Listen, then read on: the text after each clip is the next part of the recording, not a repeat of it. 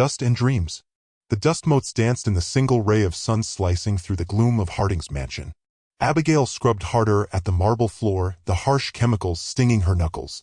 Each swirling motion of the brush sent a fresh cloud of dust into the air, a gritty reminder of the parched earth she used to cultivate the life that Harding's greed had stolen.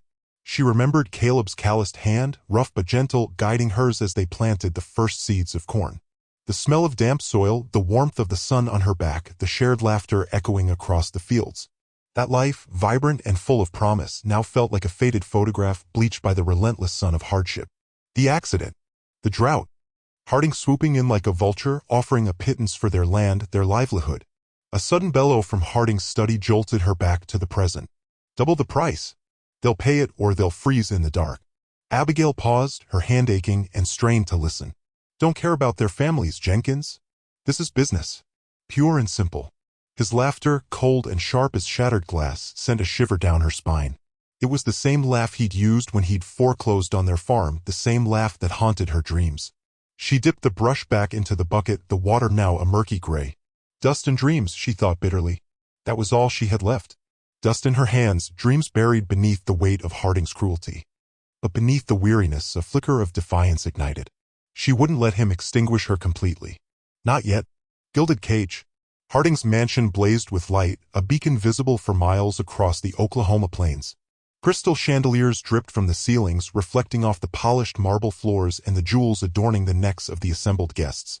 Waiters in crisp white uniforms navigated the throng, offering champagne and canapes piled high with caviar. It was an obscene display of wealth, a monument to Harding's insatiable greed. Abigail moved through the crowd, a ghost in her simple gray dress. She carried a silver tray laden with miniature tarts, her gaze fixed on the intricate patterns of the Persian rug beneath her feet. Each forced smile, each murmured, "Good evening, sir," was a fresh wound. The air was thick with perfume and cigar smoke, a suffocating reminder of her captivity. Harding, resplendent in a velvet smoking jacket, held court near the grand fireplace. His booming laughter echoed through the room as he recounted his latest business triumph, a land deal that had squeezed out a dozen smaller ranchers. "Profits, gentlemen, are the only language worth speaking," he declared, raising his glass. The men surrounding him roared in agreement, their eyes gleaming with avarice. Abigail paused near the edge of the group unnoticed. Harding caught her eye and a cruel smile stretched across his face. "Ah, Abigail," he said, his voice dripping with false warmth. "Making sure our guests are comfortable? Excellent. A good servant is a treasure, wouldn't you agree?" He clapped a hand on the shoulder of the man nearest him, who chuckled obsequiously. Abigail lowered her gaze and continued her rounds, the weight of his words heavier than the silver tray in her hands. The music, the laughter, the glittering spectacle, it was all a gilded cage, and she was trapped inside. An unexpected guest. The fiddler tune faltered, choked by the sudden silence that blanketed the veranda. All eyes had turned to the foot of the steps, where a lone figure stood bathed in the golden light of the setting sun. Walks with grace. His presence was a stark contrast to the silk and lace of Harding's guests, his buckskin attire whispering tales of wind and open plains. Feathers, meticulously arranged, adorned his dark hair, framing a face etched with the wisdom of generations. Harding's face, already flushed from whiskey, darkened further. He pushed through the crowd, his voice a booming challenge. "What is the meaning of this intrusion?" he demanded, his hand instinctively resting on the pistol at his hip. Walks with Grace did not flinch. His gaze, steady and unwavering, met Harding's. "I come to speak," he said, his voice a low rumble that carried easily across the veranda. A nervous ripple ran through the assembled guests. Abigail, standing near the edge of the crowd, felt a strange sense of calm wash over her. While others saw a threat, she saw a man of quiet strength. His eyes, deep and knowing, held a sorrow that resonated within her own heart. He carried himself with a dignity that Harding, for all his bluster, could never possess. There was an ancient power radiating from him, a connection to the land that Harding could only exploit, never understand. A glimmer of hope. Walks with Grace stood at the foot of the veranda steps, the afternoon sun warm on his face, observing the gathering. Harding, a bloated tick in a tailored suit, held court, his laughter booming across the manicured lawn. Abigail moved among the guests, refilling glasses and offering canapes. Her smile, Walks with Grace noticed, didn't reach her eyes. He watched as Harding intercepted her, his hand gripping her arm a moment longer than necessary. Harding whispered something, his face close to hers, and Abigail's forced smile tightened. A flush crept up her neck. Walks with Grace's hand instinctively drifted to the knife at his belt. He clenched his fist, resisting the urge to intervene. This was not his fight, not yet. Abigail glanced towards the steps, her gaze meeting Walks with Grace for a fleeting second. In that brief connection, he saw a flash of defiance, a spark that hadn't been extinguished by Harding's suffocating control. He saw a resilience that mirrored the hardy prairie grass, bent by the wind but never broken. He offered her a small, almost imperceptible nod, a silent acknowledgement of her strength. She blinked, a hint of surprise in her eyes, then turned back to Harding, her shoulders straightening. Walks with Grace knew then that Abigail was not simply a victim. She was a survivor, biding her time, waiting for an opportunity. And perhaps he thought that opportunity was closer than she knew. Breaking point. The clinking of crystal against crystal ceased abruptly. Silas Harding's booming voice cut through the murmur of polite conversation like a rusty saw through bone. Abigail, you call this lemonade? It tastes like ditch water. Did you even bother to taste it before serving it to my guests? Abigail's cheeks burned. She hadn't. She'd been too busy refilling trays, dodging Harding's wandering hands, and trying to remember if she'd locked the cellar door. The memory of its gaping maw haunted her.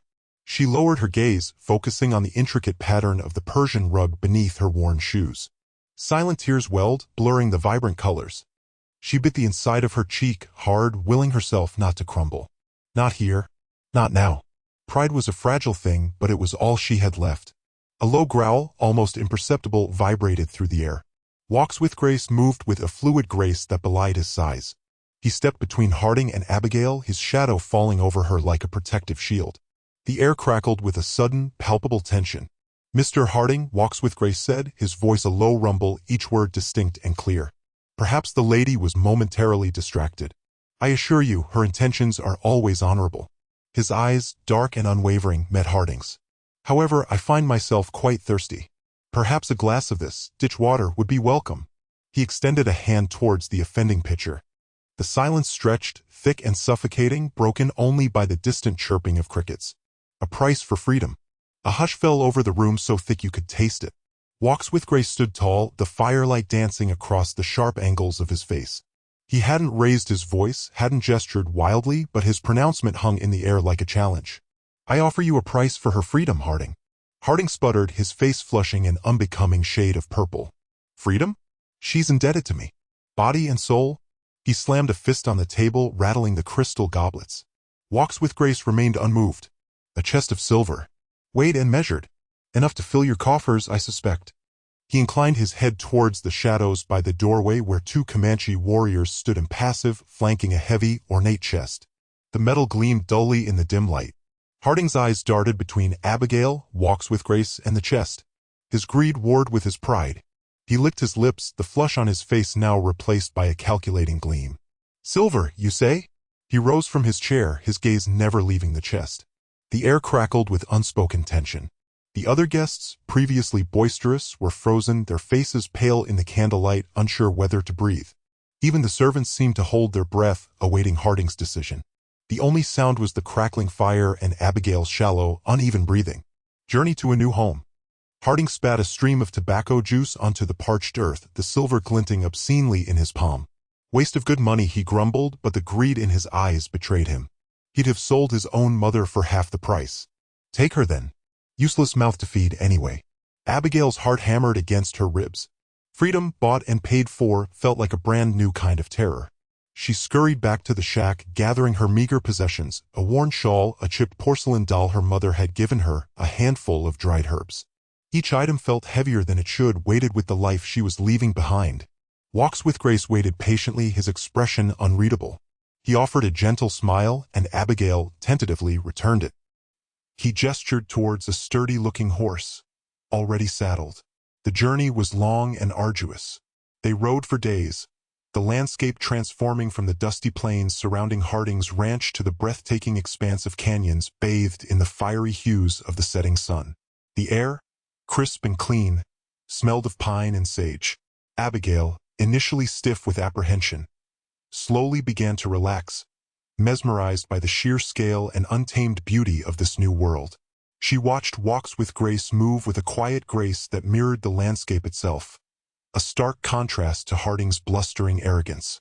Each passing mile carried her further away from the life she knew, deeper into the unknown, and toward a future she could scarcely imagine. Learning the ways. The relentless Texas sun beat down as Walks with Grace led Abigail deeper into Comanche territory. Days blurred into a rhythm of riding, punctuated by brief rests near trickling creeks. Abigail, sore and blistered, found herself surprisingly at peace. Harding's ranch, with its opulent cruelty, felt like a lifetime ago.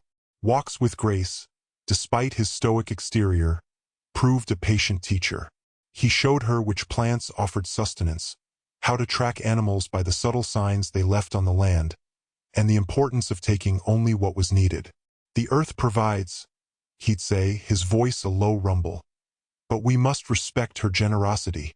One evening, they arrived at a small encampment. Women with weathered faces and kind eyes greeted Walks with Grace with smiles and curious glances at Abigail. They offered her water, freshly baked bread, and a soft doeskin blanket. Despite the language barrier, their warmth was unmistakable. A young girl, no older than 10, shyly presented Abigail with a beaded bracelet, her dark eyes wide with innocent curiosity. That night, nestled beneath the vast, star-studded sky, Abigail listened to the soft murmur of Comanche voices around the fire. Walks with Grace sat beside her, pointing out constellations and sharing stories of their people, their history etched in the lines of his face. She realized then that she wasn't just escaping Harding, she was entering a new world, one built on respect, community, and a profound connection to the land. A world where, perhaps, she could finally find her own Grace. A bond of two worlds. Walks with Grace led Abigail deeper into the Comanche territory, the wind whispering secrets through the tall grasses. Their peace was shattered by the war cries of a rival tribe, Apaches, raiding their village. Abigail, remembering her days on the farm, knew what to do. She helped the women barricade the huts, showing them how to create makeshift shields. When the fighting surged close, she grabbed a bow, her aim surprisingly true, defending her new home with a ferocity she didn't know she possessed. Amidst the chaos, Walks with Grace found her. "Are you all right, Abigail?" he asked, his eyes filled with concern. "I am where I belong," she replied, her voice strong despite the tremor in her hands. "With you." The attack repelled, a sense of relief washed over the village. Preparations began for their wedding. Abigail wore a dress crafted from soft buckskin, adorned with beads woven in patterns reminiscent of her mother's embroidery. Walks with Grace stood tall, his face painted with symbols of strength and love. Under the vast, open sky, a medicine man chanted ancient words, while Abigail's whispered vows echoed from a different world. A circle of Comanche women danced, their rhythmic steps a heartbeat connecting the past and the future. Together, Abigail and Walks with Grace offered a prayer to the spirits, binding their lives, two worlds now one, under the watchful gaze of the setting sun.